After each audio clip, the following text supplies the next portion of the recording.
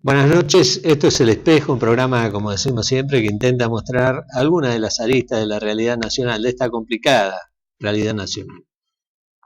Me acompaña hoy en la mesa mi amigo José Sacheri. ¿Cómo estás, José? ¿Qué tal, Juan Carlos? Gracias por la invitación de uno. Bueno, pensé en hablar de la fuga esta fantasiosa. Parece que el jefe de la fuga fue Mandrake el Mago. Parece que sí. Porque si salieron por ese agujero de 40 centímetros por 24, donde además, como producto de que el piso era de losa, de una losa de concreto, se ven los fierros que sobresalen en el corte, porque no es un corte parejo. Entonces es imposible que salga alguien por ahí sin... Hay algunos presos que tienen dientes muy fuertes y que son capaces de cortar sí, así. Claro. Me parece que salieron por la puerta grande. Me parece que todo esto fue... Bueno, hay que comprender a la gente del Servicio Penitenciario Federal, que no son santos de mi devoción. Yo vengo diciendo hace muchos años que el Servicio Penitenciario Federal es un servicio que habría que ararlo a traviesa y reconstruirlo de vuelta, por la inmensa corrupción que existe dentro del sistema carcelario, donde hay presos que por necesidad necesitan una aspirina, y una aspirina vale 25 o 30 pesos dentro del penal, donde los propios celadores son los encargados de la distribución y venta del narcotráfico dentro de la penitenciaría. Entonces todo esto engloba además el negocio de la comida, porque yo he visto bajar la carne, precisamente en la carne que destinada a la cárcel de Seiza, donde es toda carne no apta para consumo, es carne de chacinado que le dan a los presos, cuando en realidad la comida, me imagino lo que debe ser la comida de esa carne, que es inmasticable, es una cosa realmente espantosa. Bueno, pero además... No creo que sea en todos los institutos penales del país, pero ya está más o menos estabulado, digamos. Para el director de cada unidad van los lomos y los pelletos, para el segundo va el asado, van variando los cortes según la calidad, y por supuesto al interno, que es el preso, no le llega nada. Le llega un poco de grasa y otro poco de hueso. La tumba, los huesos con carne y todo lo que es la tumba. ¿Qué es eso que comen nuestros presos en las cárceles? Las cárceles, dice la Constitución, deben ser limpias, saciadas, deben tener el delincuente que purga una pena debe tener una vida sana dentro de la cárcel.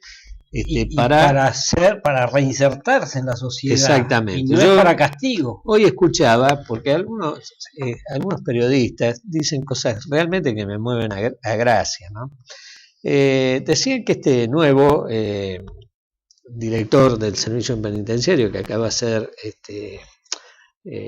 vuelto a poner en funciones, porque ya había sido antes de este Ortel, que fue un desastre, como es que Ortel no sabía nada, un espanto, que él no era muy afecto a que los presos estudien. Yo creo que los presos pueden estudiar, pueden terminar su colegio primario o secundario si no lo terminaron, pero esto de hacer carreras universitarias dentro de la cárcel, me parece un premio demasiado exagerado por quien no le devuelve nada a la sociedad. Yo creo que los delincuentes en las cárceles deben trabajar para devolverle a la sociedad algo del daño que le procuraron. Exactamente. Entonces, yo conversaba días pasados aquí en esta misma mesa con Juan Carlos Bloomberg, lástima que lo llamé hoy, estaba ocupado, no pudo venir, ya va a venir, donde él había propuesto esto a las autoridades, incluso había conseguido que le donaran las maquinarias para poner dentro de las cárceles fábricas de tela, para poder construir las telas para los hospitales, para las sábanas de los hospitales, y los guardapolvos, que se podían combinar con la cárcel de mujeres para que la cárcel de mujeres funcionaran los talleres de costura donde estas cosas se realicen. Bueno, me contó que tuvo muy mala suerte porque lo escucharon con mucho detenimiento, pero nunca más lo volvieron a llamar, porque realmente no les interesa, porque no hay ronga en el medio. No hay ninguna cometa porque las máquinas venían gratuitas, eran donadas por los fabricantes alemanes, las telas iban a ser gratuitas también, entonces como no había negocio en el medio, no les interesó.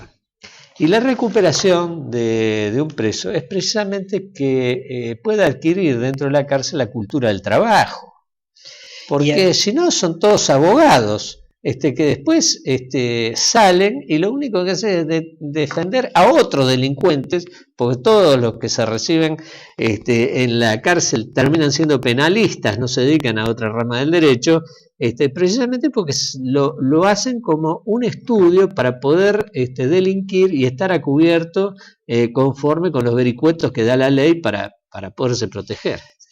No sé si es tan absoluto, pero la verdad es que el estudio es un derecho que se adquiere con esfuerzo y en términos generales, en la inmensísima mayoría de los casos, un interno, una persona que está presa, detenida en una unidad carcelaria, no ha adquirido ningún mérito en general. O sea, habrá casos de inocentes mal presos, pero son muy, muy pocos.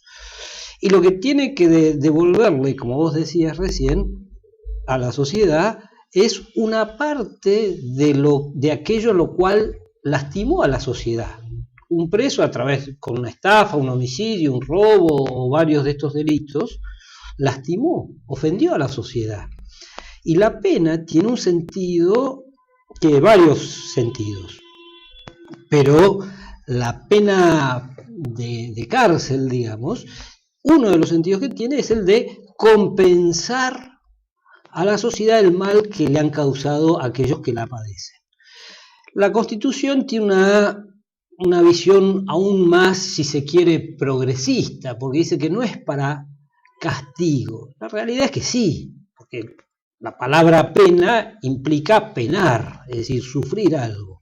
Y sufrir algo por un mal que se produjo. Entonces, no es que en sí mismo sea malo, intrínsecamente malo que se estudie. No, al contrario, el estudio en términos generales está bien. Sí, claro. Pero el estudio es un derecho que ganado. que se adquiere con esfuerzo. Claro, entonces, primero tengo que trabajar, devolverle a la sociedad aquello de lo cual la privé, paz, tranquilidad, la vida de una persona. Hace muchos años, por ejemplo, la cárcel de Devoto en la Argentina fabricaba el pan para todos los hospitales. Sí. Y además tenía una gran carpintería metálica donde se fabricaban la mayoría de las rejas, puertas, marcos de puertas, ventanas para el Estado Nacional. Eso dejó de funcionar y lamentablemente nunca más se hizo. Entonces, ni siquiera las unidades del sur tampoco. Las cárceles, además, lo único que van a hacer los presos a las cárceles en el actual régimen es a vaguear.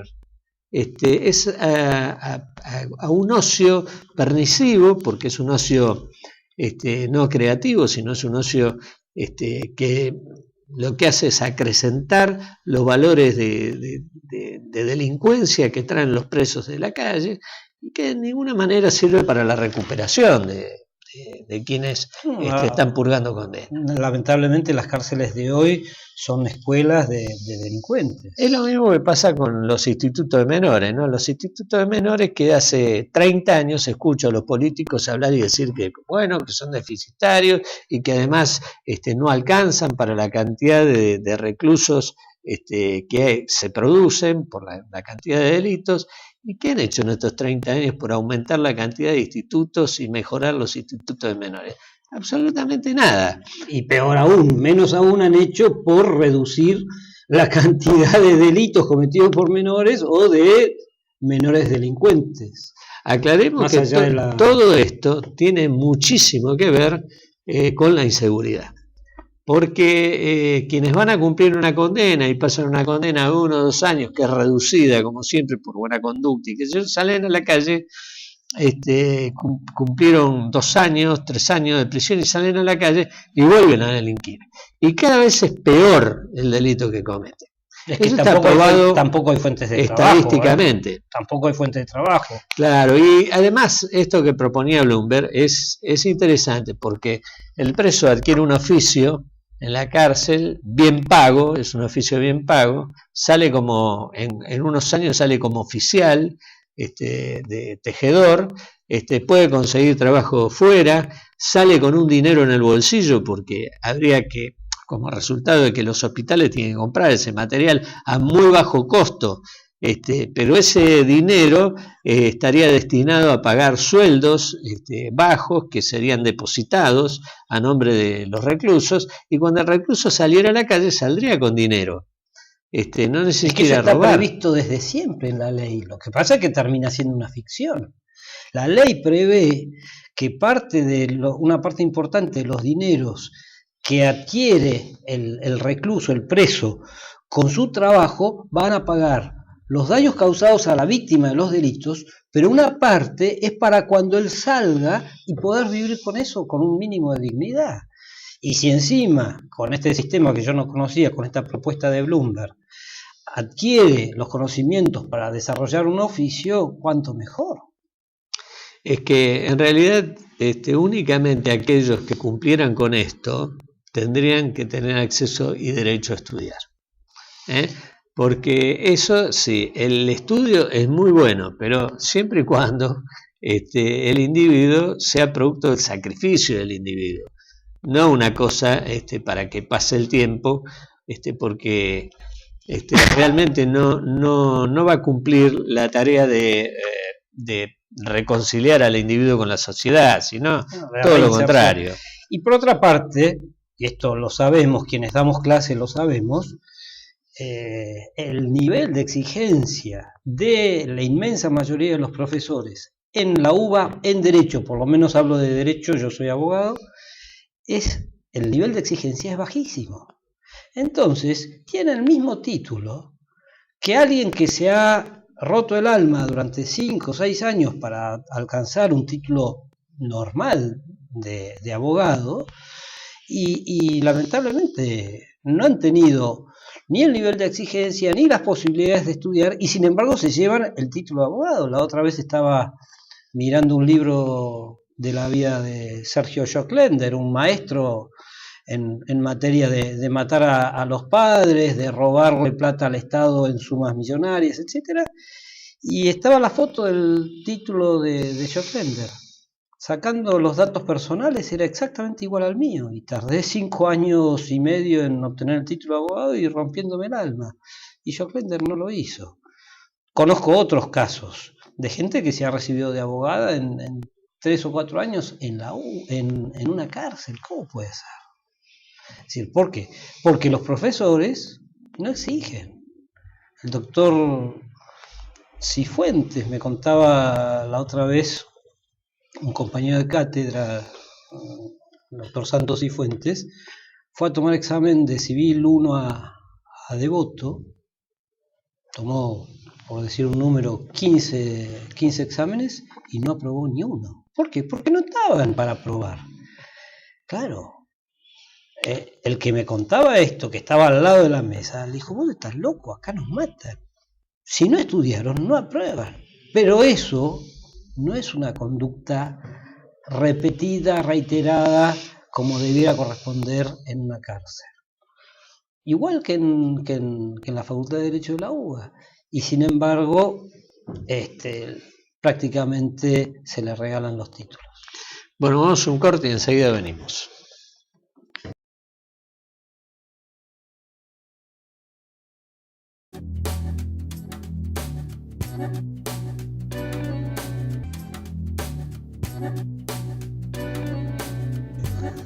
Bueno, estamos de vuelta conversando con José Sacheri sobre este tema de los regímenes carcelarios, del estudio en los regímenes carcelarios, que a todas vistas está bien, pero que les da un premio al delincuente de poder estudiar sin trabajar.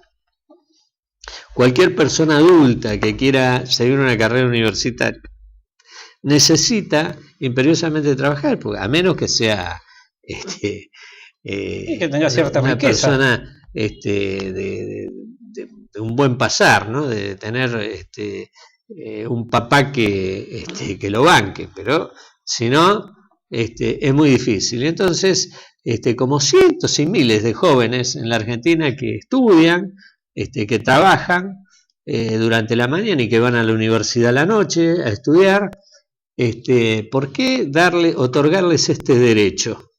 Un derecho a alguien que ha violado, que ha asesinado, que ha asaltado, que ha arruinado vidas, que está purgando una condena.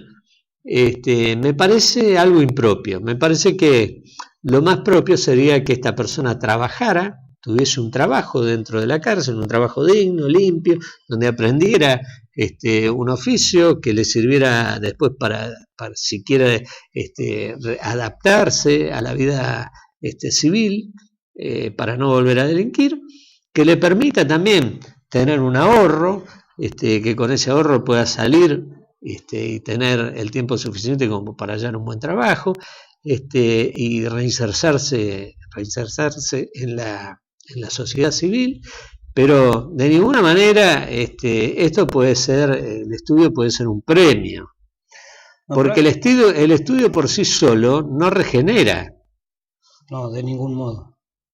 La cultura regenera en la medida en que hay materia dispuesta y además en la medida en que haya una guía que es muy difícil de dar o de que sea suministrada por los profesores, no porque no puedan enseñar sus materias, sino porque la vida universitaria no se puede dar dentro del ámbito de una cárcel. La vida universitaria es una cosa y el estudio o el título profesional es algo distinto. Lo que pasa es que nosotros como sociedad, y ahí nos salimos un poco del tema específicamente penitenciario, hemos priorizado en forma casi exclusiva el título profesional, pero la vida universitaria comprende muchas otras cuestiones que se fundan especialmente en la cultura, en el conocimiento y en el amor a la verdad.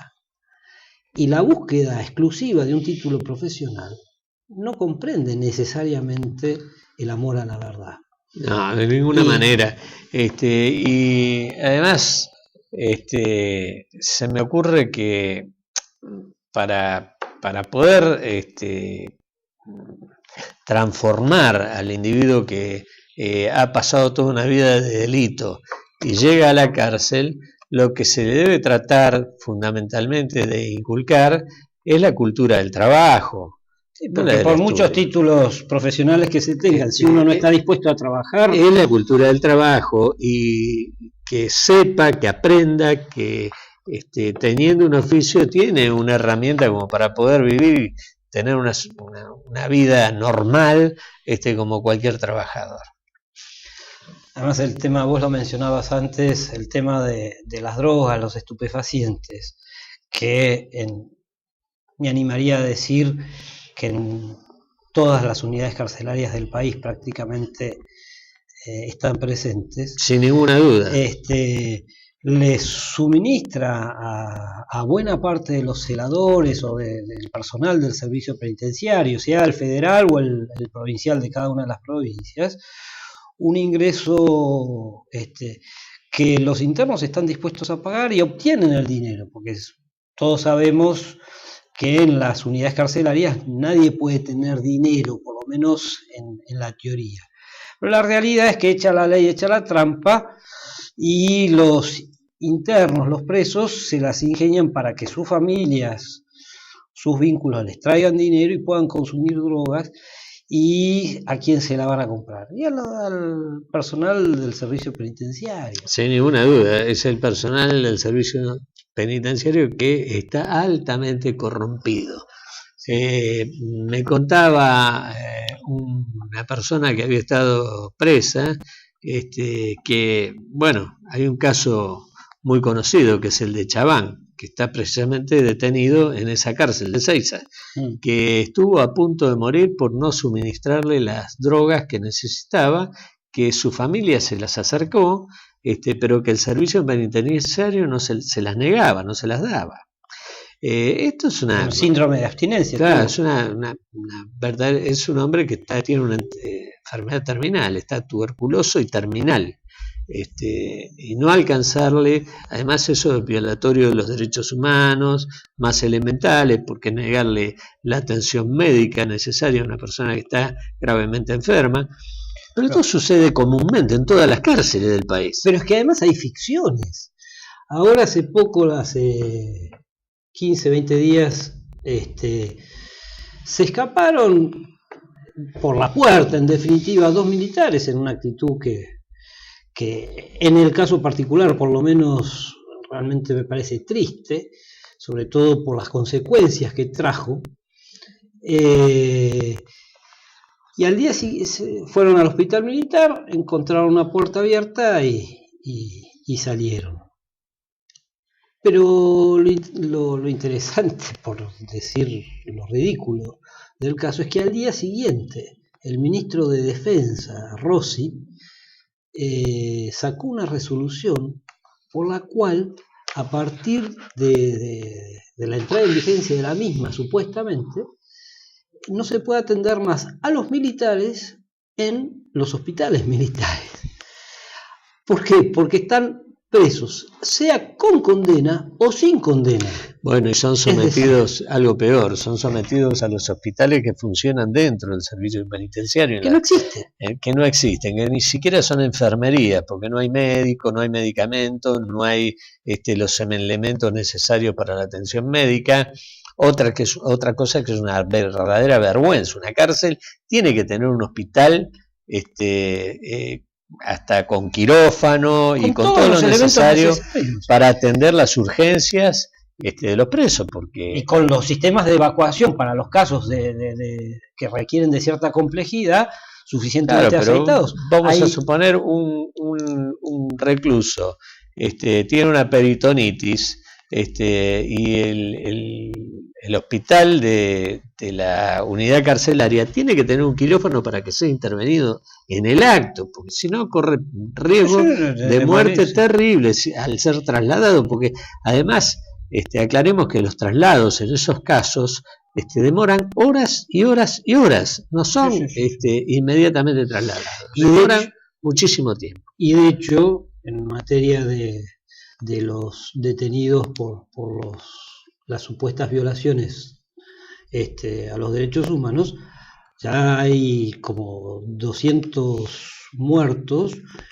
algunos por enfermedades propias de la edad, pero en muchísimos casos por mal tratamiento o por negativa al tratamiento o por un tratamiento completamente inadecuado a la enfermedad padecida. Además ahí el problema también son los jueces, que son unos sinvergüenzas, porque hay personas que tienen más de 80 años y permanecen, que tendrían que tener prisión domiciliaria, porque además están enfermos. La prisión domiciliaria es a partir de los 70 años. Por eso, y tienen más de 80 años y permanecen en la cárcel, lo que a todas luces es una violación a los derechos más elementales. El artículo 18 de la Constitución Nacional establece con toda claridad que las prisiones no son para castigo, lo dijimos recién. Es decir, yo creo que por lo menos para un castigo de esa naturaleza, es decir, no le pueden dar una aspirina a alguien que tiene cáncer. Y la realidad es que ni siquiera a veces le dan la aspirina. Ni siquiera la aspirina. Y en muchos casos, como pasó recientemente con el coronel Losito, que estaba internado y fue apaleado por el Servicio Penitenciario Federal, que se lo llevaron con un brazo roto a la penitenciaría, lo despertaron a palazos en la cama sin que me diera palabra alguna. Este tipo de cosas que eran precisamente impulsadas por el señor Ortel, él era el mentor de estas cosas, porque hablaba de un sistema carcelario militante. ¿Qué quiere decir esto? La verdad solamente él lo sabe, Bueno, es difícil entender a alguien que se jacta ser el jefe de un grupo que se llama Los Negros de Mierda. Uno veía, es decir, Hortel tiene Sí, sí. cientos de fotos, usted lo pone en Google y donde dice que es el jefe de una agrupación que se llama Negros de Mierda. Es el que impulsó el batallón militante. ¿Qué es el batallón militante?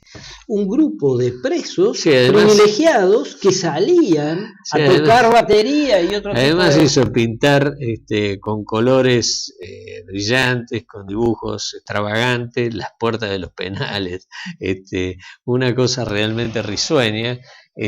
Si uno contempla nada más que esto, cuando uno ve el trasfondo de todo esto, la verdad que es para llorar, es para llorar. Una de las críticas que le hacen al nuevo, a quien reemplaza a Hortel, que ya había estado en funciones, es precisamente que él todas estas cosas se las prohíbe a los presos, ¿no?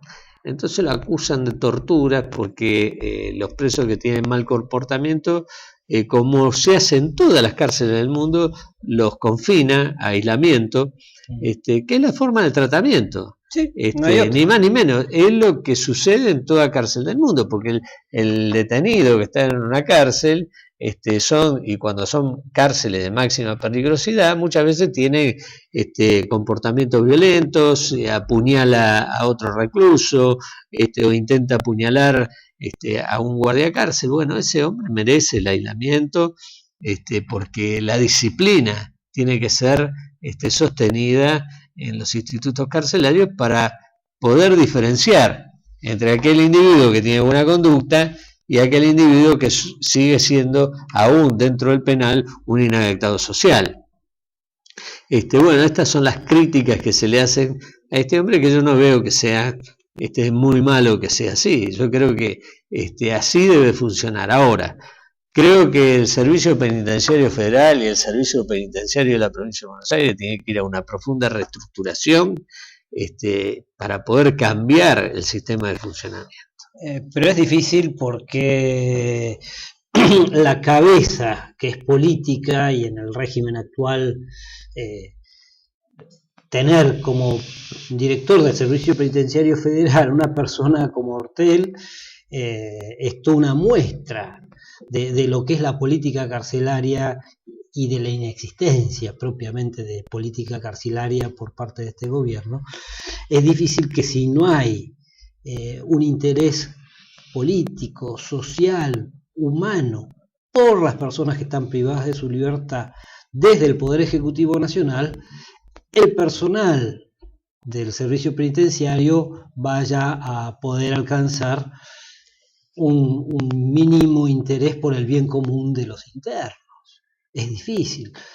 Si este gobierno, que lamentablemente no ayuda a una visión humanitaria del interno, de la persona privada de libertad, no lo hace, tampoco es razonable exigirle al personal penitenciario que vive de un sueldo en definitiva y que vive en situaciones difíciles, porque trabajar dentro de una unidad carcelaria tampoco es un trabajo muy fácil.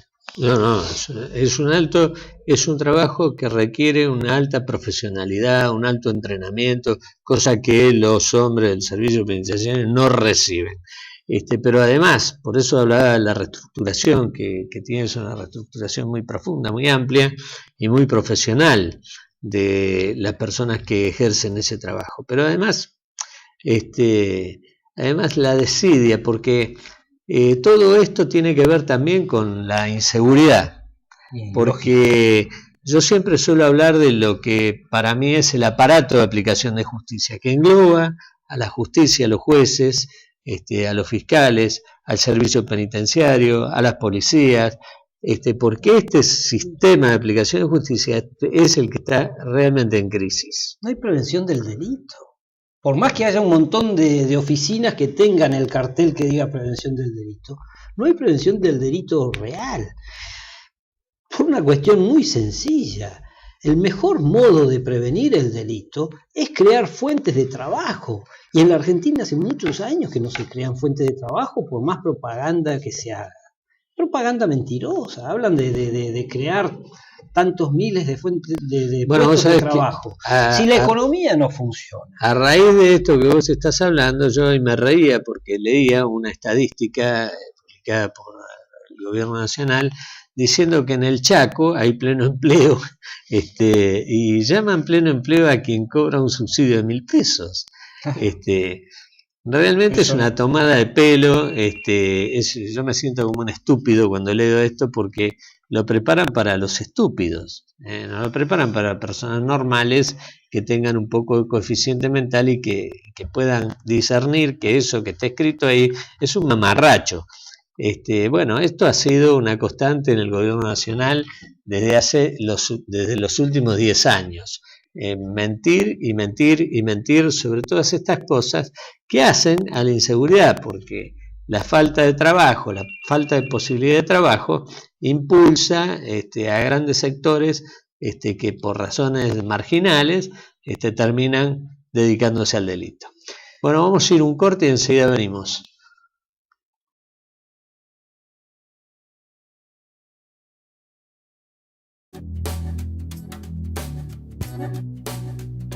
Hola Raúl, ¿cómo estás, Arturo? Muy bien, Juan Carlos, un gusto. El motivo de la llamada es que este viernes, el programa nuestro sale el viernes a las 21 horas, y este viernes se cumplen 39 años del secuestro de tu padre y 38 años de su muerte. Así es. Entonces, bueno, queríamos conversar un rato contigo porque este es un tema que la verdad que es una espina en la mano de todos los argentinos de bien.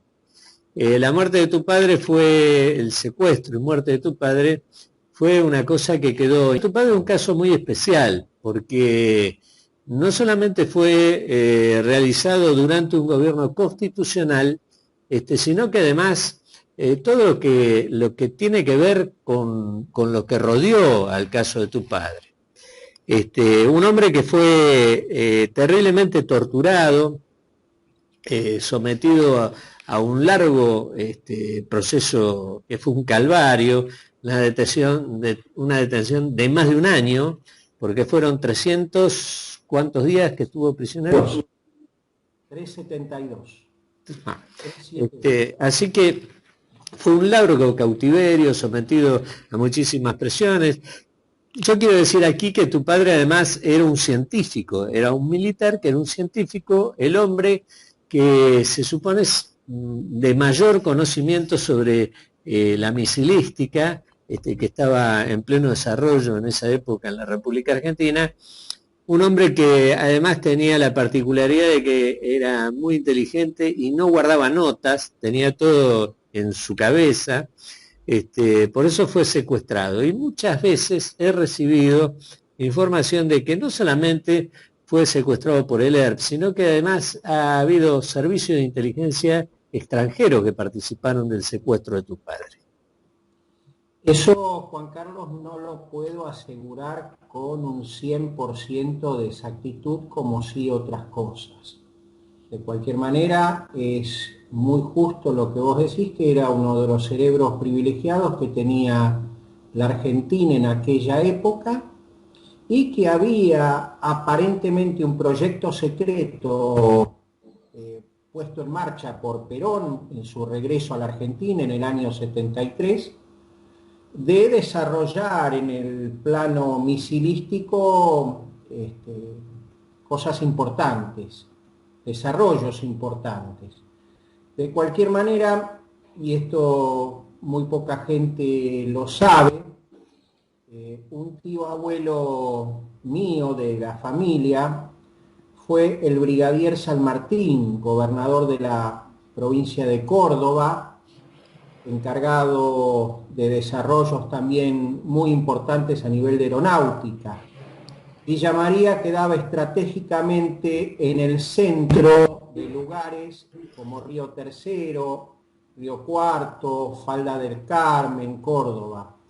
Yo sigo esa línea de investigación, pero indudablemente en la Argentina de hoy hay más miedo que otra cosa, y es casi imposible avanzar en estos temas, como en tantos otros, ¿no es cierto? Bueno, es mucha la hipocresía que hay en esto, y el ningunear este tipo de situaciones es muy común, sobre todo por los grandes medios de prensa, que se hacen los estúpidos y miran para otro lado, cuando en realidad lo de tu padre evidentemente puede encuadrárselo, y debe encuadrárselo en un delito de lesa humanidad. Bueno, yo creo que están dadas todas las condiciones para aseverar que así lo es, y también un crimen de guerra, pero en esto la persona que tenés al lado, el doctor José Sakeri, es mucho más idóneo que yo por su profesión, por su trabajo de largos años. Yo creo que sí, que todas las condiciones que lo dice el Estatuto de Roma están dadas, como el secuestro, torturas, muerte y tantas otras cosas, como dice el Estatuto,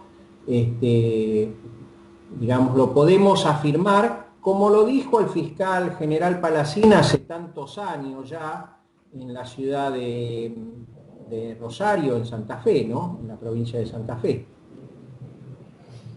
¿Y en qué estado está la causa que se seguía de tu padre? La causa ha seguido avanzando, lo que pasa que en este tema de la hipocresía que vos bien afirmás, Juan Carlos, ya no tiene más prensa prácticamente. La única causa que tiene prensa, y muy poca a mi modo de ver, es la causa Rucci, pero la causa de mi papá ya prácticamente nadie quiere emitir ningún juicio de valor, ni siquiera sacar una nota. Las últimas declaraciones fueron hace muy poco de Julio Bárbaro y de Claudia Rucci, y acá hay un tema que es muy importante. Hace muy poquito tiempo Peiró, que es un canciller, actualmente un canciller en la Argentina, era ex integrante de los Montoneros y afirmó que indudablemente fue Montoneros quien asesinó a Rucci. Claudia Rucci, cuando declara en la causa de mi padre, dice lo siguiente, que investiguemos que el gobierno montonero realmente era muy numeroso el que había en esa época. Y así fuimos a buscar uno de los libros de Bonazo, y realmente esta gente, yo creo, nunca pensó que iba a llegar al poder, porque si hubiera pensado que iban a llegar al poder, no hubieran escrito las cosas que escribieron en distintos libros. Bueno, Bonazo, perdón Arturo, Bonazo en su libro Memorias de un clandestino dice concretamente: los montoneros llegamos al poder, porque en el gobierno de Cámpora, Mario Cámpora, hijo de Héctor José Cámpora, era montonero y les abrió las puertas, además de tener gobernadores en las provincias más importantes del país, y la mitad de los ministros del Poder Ejecutivo Nacional eran montoneros. Es decir, me estoy refiriendo a Videgain en la provincia de Buenos Aires, Obregón Cano en la provincia de Córdoba, Martínez Vaca en Mendoza, el de Santa Cruz con un apellido así entre croata y polaco. Que hoy es la represa que se inaugura, Sepernik. Indudablemente está muy claro que ocuparon el gobierno, tenían control de territorio, se movían libremente. Si no, no se puede entender cómo secuestran tanta gente, porque el caso de mi padre es el secuestro de un militar puntual. Hay 8 fábricas, 8 regimientos, institutos militares que se atacan. Pero hay un montón de civiles que se secuestran. Es decir, con José llevamos adelante una lucha tremenda y ciclópea, ¿no es cierto?, en esta época, donde las víctimas del terrorismo en la Argentina superan las 18.000. Cuando nosotros hablamos de este número de víctimas, no es solamente un ataque contra las Fuerzas Armadas o de seguridad, era una lucha contra todo el pueblo argentino. Y hoy lo estamos reeditando. Ya eran las instituciones de la República, las instituciones de la Constitución las que eran atacadas, y uno hoy se pregunta en la distancia, como me lo he hecho tantas veces, ¿por qué? Porque en esa época, en la época que tu padre fue secuestrado, la Argentina tenía pleno empleo de verdad, no era que tenía pleno empleo de mentira como hoy dibujan Con los planes los gobernantes que tenemos. Teníamos pleno empleo de verdad. La Argentina tenía la mayor producción, había tenido la mayor producción de acero per cápita en toda su historia, hasta el día de hoy. Habíamos producido la mayor cantidad de automóviles en esa época, que cuando estaba la Chrysler en la Argentina, y habíamos exportado la mayor cantidad de automóviles en toda nuestra historia. 1973, 1974 fueron los años de mayor exportación automotriz en la República Argentina. ¿Cuál era la razón? Cuando uno mira la situación de un trabajador en aquella época, yo lo he hecho miles de veces esto como periodista, mirar cuál era la situación del país de un trabajador, de una familia en esa época, y cuál es la situación hoy. Realmente era muchísimo mejor la situación en aquellos tiempos de un hombre que trabajaba que la de hoy. ¿Por qué hicieron lo que hicieron? Y bueno, solamente puede uno pensar que lo hicieron pura y exclusivamente por razones ideológicas. No les interesaba incendiar el país como lo incendiaron, lo metieron en un baño de sangre por la cantidad de víctimas inocentes que produjo la subversión, y toda esta historia ha sido borrada de un plumazo a partir de 1983, estableciendo una historia falsa, como la historia de los 30.000 desaparecidos y todo este cuento, que llevan a cosas realmente ridículas, como por ejemplo el soldado que permitió el copamiento de la unidad de la fábrica militar cuando fue secuestrado tu padre, hoy tiene una placa en el colegio donde iba como si fuera un héroe, cuando en realidad fue un traidor a su bandera, un traidor a la patria. Y un asesino. Y un asesino. Así. Entonces, toda esta basura que hemos vivido en estos 30 años ha hecho que los asesinos sean transformados en jueces y fiscales, y las verdaderas víctimas han sido puestas en un lugar de segunda, como es el caso de lo que sucedió con tu padre o el padre de José. Así es, que en el caso tuyo, bueno, tu padre era militar, pero en el caso del papá de José era un civil, un profesor universitario. Entonces, todo esto realmente, yo creo que con el tiempo, porque ha sucedido otras veces anteriores en la historia argentina, va a provocar un revisionismo que es imparable, y que ese revisionismo, bueno, en algún momento pondrá las cosas en su justo nivel. Y ahora, es terrible porque el padre de Arturo tiene un pequeño busto ahí frente al Museo Nacional de Bellas Artes, y hace muy poco tiempo fue absolutamente violentado, fue roto, le robaron las placas de bronce, y alguien llegó a decir, bueno, eran unos ladrones del bronce. Mentira. Hay a muy pocos metros hay otras estatuas de bronce con otras placas y no fueron robadas. Esto está alimentado tristemente desde el gobierno. ¿Qué es la cámpora? Es decir, es gente que ni siquiera ha estudiado la historia. El ERP, la noche del 10 al 11 de agosto, en que atacan y secuestran al padre Arturo, no solamente ataca la fábrica militar de pólvoras y explosivos de Villa María, sino que el mismo Ejército Revolucionario del Pueblo, a 400 o 500 kilómetros, produce un ataque a un regimiento de infantería aerotransportado, un regimiento de paracaidistas. El 17 aerotransportado de Catamarca. Pero en la misma noche, un mismo grupo guerrillero produce 2 ataques a 2 unidades militares. Tenían un poder de fuego muy, muy importante. Sí, por supuesto. Yo suelo decir siempre... Sí. Perdón. Rucci, o la causa de mi padre, lleva a la conclusión que había complicidad del Estado. ¿Por qué? Porque en la Argentina, y esto no es así porque en el mundo no es así, los delitos de lesa humanidad son aquellos cometidos por agentes estatales.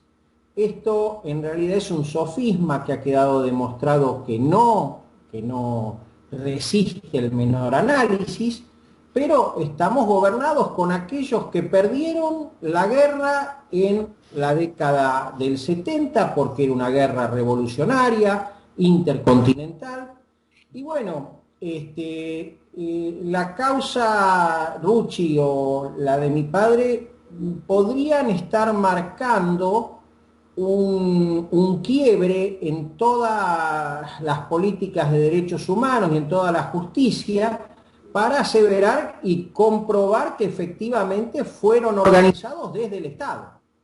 Es así, porque siempre había participación del Estado, porque el Estado había sido infiltrado por estas mismas organizaciones que tenían ministros, secretarios de Estado, diputados, los conocemos todos, sabemos quiénes son, algunos son diputados hoy, y han sido funcionarios y son funcionarios, y todos sabemos que esto fue estrictamente así. Bueno, Arturo, se nos ha ido el tiempo, te agradezco muchísimo, espero que en algún momento podamos tenerte acá en el estudio y seguir conversando de este tema, que creo que es un tema que no debemos dejar que se enfríe. Te mando un gran abrazo de aquí, bueno, y te deseo que el viernes que venís a rendir un homenaje a tu papá, sea un buen acto que se lo merece. Y ahora voy a cerrar con algún recuerdo para tu papá también. Te agradezco mucho y bueno, nos vemos. Muchas gracias, un abrazo grande. Adiós. Un abrazo.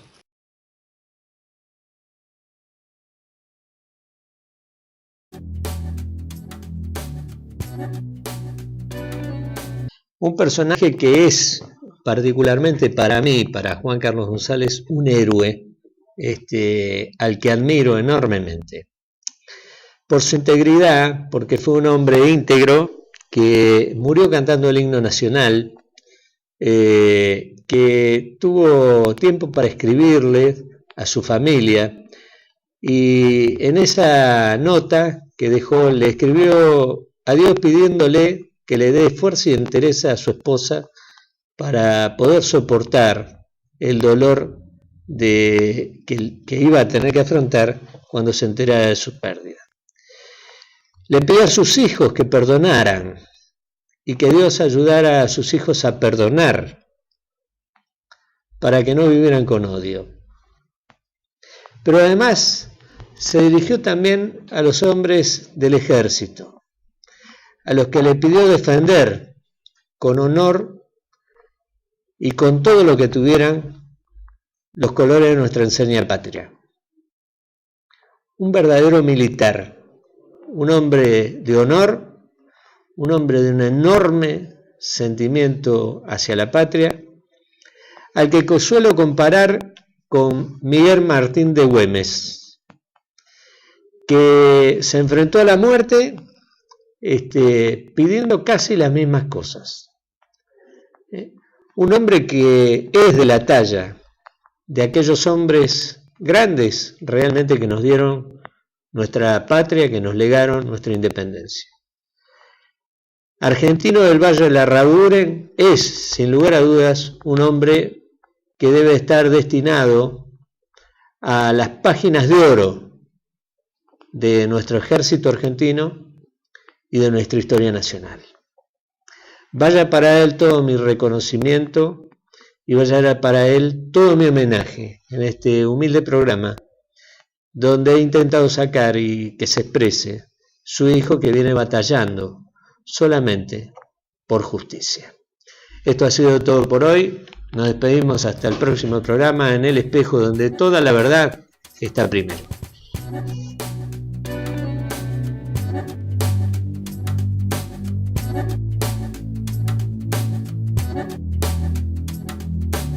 Thank you.